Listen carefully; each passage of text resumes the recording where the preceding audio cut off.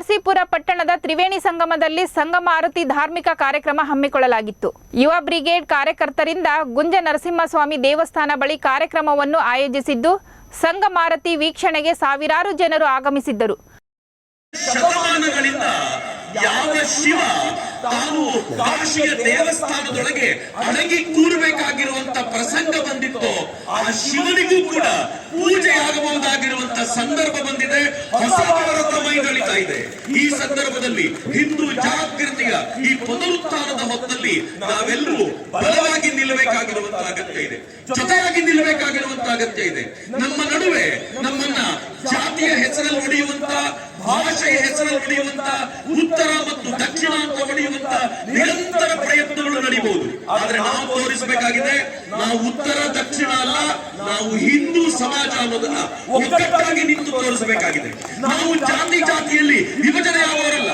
ನಾನು ಗೌಡ ನನ್ನ ಮನೆಯಲ್ಲಿ, ನಾನು ಬ್ರಾಹ್ಮಣ ನನ್ನ ಮನೆಯಲ್ಲಿ, ನಾನು ಲಿಂಗಾಯತ ನನ್ನ ಮನೆಯಲ್ಲಿ, ನಾನು ಕುರುಬ ನನ್ನ ಮನೆಯಲ್ಲಿ, ಮನೆಯಿಂದ ಆಚೆ ಹೆಜ್ಜೆ ಇಟ್ಟೊಡನೆ ಯಾರು ಅಂತ ಕೇಳಿದ್ರೆ ನಾನು ಹಿಂದೂ ಅಂತ ಹೇಳುವಂತ ಈ ಭಾವ ಈಗ ಪುನರ್ ಜಾಗೃತಿ ಆಗಬೇಕಾಗಿದೆ. ಆ ಜಾಗೃತಿಯ ನಿಟ್ಟಿನಲ್ಲಿ ಈ ಎಲ್ಲ ಕೆಲಸಗಳು ನಮಗೊಂದು ಪ್ರೇರಣೆ ಕೊಡ್ಲಿ ಅಂತ ನಾನು ಭಾವಿಸ್ತೀನಿ. ಯುವ ಬ್ರಿಗೇಡ್ ನ ಮೈಸೂರು ಭಾಗದ ಟಿ ನರಸೀಪುರದ ತರುಣರು ನಿರಂತರವಾಗಿ ಕೆಲಸ ಮಾಡಿದ್ದಾರೆ. ಈ ನದಿಯ ಒಳಗೆ ಒಂದು ವೇದಿಕೆಯನ್ನು ನಿರ್ಮಿಸಿ ಅಲ್ಲಿ ಆರತಿ ಮಾಡುವಂತ ಈ ಅನುಭವ ಇದೆಯಲ್ಲ, ಅತ್ಯದ್ಭುತವಾಗಿರುವಂತದ್ದು. ನಾವು ಕಟ್ಟೆಯಲ್ಲಿ ಆರತಿ ಮಾಡಿದ್ರೆ ಕೂತು ನೋಡುವವರಿಗೆ ಆನಂದಿಸಲಿಕ್ಕೆ ಆಗೋದಿಲ್ಲ ಎನ್ನುವ ಕಾರಣಕ್ಕೇನೆ ವೇಗವಾಗಿ ಹರಿಯುವಂತ ಈ ನದಿಯ ನಡುವೆಯೇ ಈ ಕಟ್ಟೆಯನ್ನ ಕಟ್ಟಿ ಇಲ್ಲಿ ಆರತಿ ಮಾಡುವಂತ ಪ್ರಯತ್ನ ಮಾಡ್ತಿದ್ದಾರೆ. ಈ ಆರತಿಯನ್ನ ಮನಸ್ಸಿನಲ್ಲಿ ತುಂಬಿಕೊಳ್ಳೋಣ. ಆದ್ರೆ ಆರತಿ ಮಾಡುವಾಗ ಸಂಕಲ್ಪ ಮಾಡೋಣ, ಇನ್ನು ನನ್ನ ಊರಿನ ನದಿಯನ್ನ ಗಲೀಜ್ ಮಾಡ್ಲಿಕ್ಕೆ ಯಾರಿಗೂ ಬಿಡೋದಿಲ್ಲ ಅಂತ ನಾವೊಂದು ಸಂಕಲ್ಪ ಮಾಡಬೇಕಾದಂತ ಅಗತ್ಯ ಇದೆ.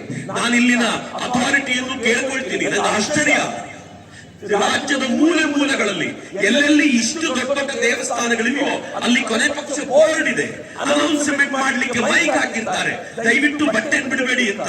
ಆದ್ರೆ ಟಿ ನರಸೀಪುರದಲ್ಲಿ ಇಂಥದ್ದೊಂದು ವ್ಯವಸ್ಥೆ ಇಲ್ಲದೆ ಇರುವುದು ಬಹಳ ದುರಂತಕಾರಿ ಸಂಗತಿ. ನಾನು ಅತ್ಯಂತ ಕಳಕಳಿಯಿಂದ ದೇವಸ್ಥಾನದವರನ್ನ, ಇಲ್ಲಿನ ಅಥಾರಿಟಿಯನ್ನು ಕೇಳ್ಕೊಳ್ತೀನಿ, ಕೊನೆ ಪಕ್ಷ ಒಂದ್ 4 ಬೋರ್ಡ್ ಹಾಕಿ, ಒಂದೆರಡು ಮೈಕ್ ಹಾಕಿ, ಯಾರು ಬಟ್ಟೆ ಬಿಸಾಕ್ಬೇಡಿ, ಕವರ್ ಹಾಕ್ಬೇಡಿ ಅಂತ ಕೇಳ್ಕೊಂಡು ಈ ಸಂಗಮ ಕ್ಷೇತ್ರವನ್ನ ನಮ್ಮ ಮುಂದಿನ ಪೀಳಿಗೆಗೆ ಉಳಿಸಿಕೊಟ್ಟು ಹೋಗುವಂತ ಪ್ರಯತ್ನವನ್ನ ನಾವೆಲ್ಲರೂ ಮಾಡೋಣ ಅಂತ ಆಶಿಸ್ತಾ, ಅದ್ಭುತವಾಗಿರುವಂತ ಈ ದೀಪದ ಬೆಳಕಿನಲ್ಲಿ ನಾವೆಲ್ಲರೂ ಈಗ ಆರತಿಯಲ್ಲಿ ಪಾಲ್ಗೊಳ್ಳೋಣ.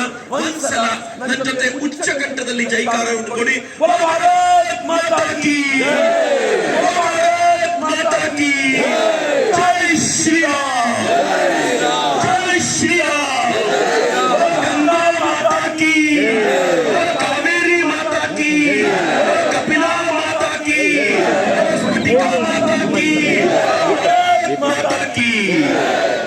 ಕಾರ್ಯಕ್ರಮದಲ್ಲಿ ವಾಟಾಳು ಶ್ರೀ ಡಾಕ್ಟರ್ ಸಿದ್ದಲಿಂಗ ಶಿವಾಚಾರ್ಯ ಮಹಾಸ್ವಾಮಿ, ಚಕ್ರವರ್ತಿ ಸೂಲಿಬೆಲೆ ಸೇರಿದಂತೆ ವಿವಿಧ ಮಠಾಧೀಶರು ಭಾಗಿಯಾಗಿದ್ದರು.